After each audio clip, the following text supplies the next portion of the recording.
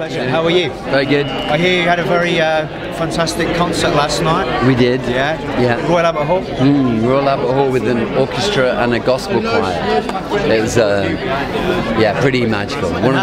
Sorry to cut you off. I was going to say, was that something in the planning for a long time to do that? We did it. We did it in 2011 before lots of other people had done orchestra and choir, but we never recorded it, never filmed it, and we always felt like, oh damn, we should have filmed that. It was such a special occasion. And so we kind of redid it with the same guy, Joe Dardell, who worked brilliantly with us, worked with Elbow, and it was really one of the most incredible things we've ever done, I think. The group was so behind us, the choir and the orchestra, they were part of the band, and so we were one unit. And it's amazing what you can achieve when you come together in that way. And has that inspired you to perhaps make new music, new songs with that same Well, setup? we're releasing a double album of that orchestra music in about a few weeks' time. And I think, I think we're making a new album as well at the same time. And I think we're gonna add some of the people that we met in the last few weeks. And so this second album, when can your fans expect that? So you've got one album out now and then the next one? One album out probably in a month, and then the next album out probably next June, I think. It's just got put back, apparently. Because we're building that huge stadium and arena in Manchester, the Co-op, and they're 6 months overdue, so apparently we've had to shift everything. Obviously, you guys, dare I say it, getting that legend status, as we bandy about. But it's better than heritage. Yeah, definitely. We'll take the Icon Award. No. Well, I was going to say, obviously, Glastonbury legend slot. Could you imagine yourselves Sunday afternoon, in the sun, singing to all those fans? I mean, it's become an iconic slot on the festival, isn't it? I mean, we don't look back. So we never listen to our back catalogue. We're always looking forward. We think probably one of the best records we made was the last record, and we keep playing Bloody Minded and change the set every day, every gig, and we play a lot of new songs, and our audience get it, and the ones who don't, they don't come, and we're happy with that. We've always been happy with that. We came from a time when Velvet Underground only sold 25,000 records in their lifetime, so we've always been like, people will catch up with great music, and just do your thing, and they'll come to you in the end. I remember seeing you for the first time supporting the Smiths, and I just seen Morrissey walking in. Oh, Morrissey? Yeah, he's just. Oh, how funny! Are you gonna have a nice little chat with him? I doubt it. last time he came up and went, "You still alive then?" and walked off. What do you remember of those early? Oh, great! We had a great time, but I don't think he's forgiven me for not being a vegetarian anymore. Oh. That's the issue with him. But great times, and he was very generous, and Smiths were generous with us, and we loved them, and we had a fantastic time with them. He hailed us as the best band in the world in those days.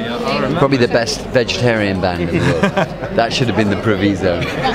I mean, do you ever think of yourself as an icon? As an icon? No.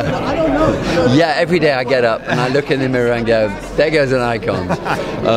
No, we just love what we do, and I'm lucky enough to have been the most incredible band with incredible musicians who continually turn me on, and I hope I turn them on. Yeah, and you still connect. You've always had a connection with the band, and that connection seems to just grow stronger. I mean, what do you put that down to?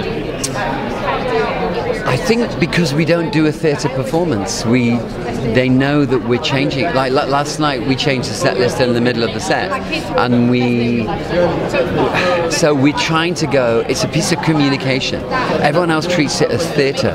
Same act every night. Doesn't matter which city you're in. Doesn't matter what day of the week you're in. It's all the same.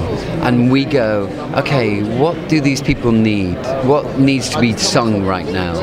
So at the moment, post-COVID, there's a lot of mental illness, there's a lot of trauma, there's a lot of death. And so we're singing quite a few songs about trauma and mental illness and death. And I think people need that expression, for us to stay sane. And that's what we do. That's our job. You know, people can do pop stuff, and we do pop stuff sometimes, but we are ultimately, we're here to uplift people, but we're also here to meet people where they're at. Yeah. The album coming out next month to celebrate 40 years of James. What made you choose this method to celebrate such a big anniversary? We forgot to record it in 2011, and it was amazing. And we wanted to. It was like, well, we better record it this time. We're playing at the Acropolis. In one of the amazing amphitheatres there, that's one of the oldest in the world, and we're going to film that one and put that out as well, because that would be really special and magical, and you know, it's nearly as old as we are, so it should be fun. And another special show you've got Latitude this summer, your special guest there. Yeah. What should people be expecting at that slot? Well, hopefully the unexpected, because we won't know. We'll look and see how hungover the audience are. If they're really hungover, we'll play very still, quiet, gentle music, and then maybe lift them a little bit. But they'll get that all day. So we'll look to be doing something different to what everyone else is doing at Latitude. Do you have a favourite song to play live? The reason we're playing at 12 is because they promised us nothing else would be playing at that time, and we need silence for the music we're playing. We were offered a high slot, but it meant there'll be club music playing in the background, and we're playing such delicate music with the orchestra and choir that it was like, no, we'd like to do it at 12 o'clock, and you know, people can chill out and wake up and crawl out of their tents and hear something very beautiful. Is that the earliest you've played in a long time then, I take it? No, we did open Glastonbury last time at 12 o'clock. That was our last slot, so there's history. And one final question, what's your favourite song to perform live at the moment? Oh God, it's always a song that no one knows really. A song called Ten Below at the moment. It's the unexpected ones. You know, the ones that singles are like your babies that have done really well in the world, and you care more about your babies that haven't been heard, and you kind of, so those ones you value more in some ways. Singles can be like adverts for an album, but we're an album band, you know. Perfect, thank you. Thanks so much for your time. Have a great day. You Thank too. you. Thanks, Jack.